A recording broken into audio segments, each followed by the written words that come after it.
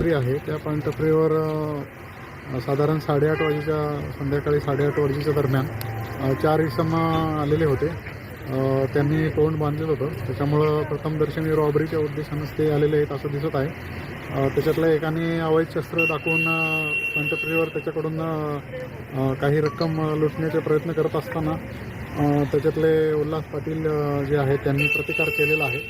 आणि प्रतिकार करत असताना त्यांनी प्रतिकार केल्यामुळं ते जे हल्लेखोर आहेत ते पळून गेले.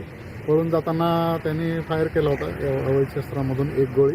ती गोळी त्यांच्या खांद्याजवळ लागलेली आहे. ते जखमी आहेत, त्यांच्यावर रुग्णालयामध्ये उपचार सुरू आहेत. आपण आता त्यांची फिर्याद घेऊन गुन्हा दाखल करत आहोत पोलीस स्टेशनला आणि पुढचा तपास सुरू आहे.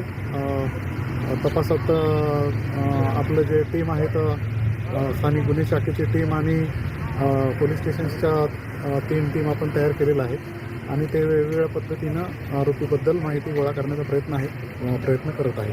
तर काही आरोपी निष्पन्न झाले काय? आरोपीचे नाव अजून निष्पन्न झालेले नाही, परंतु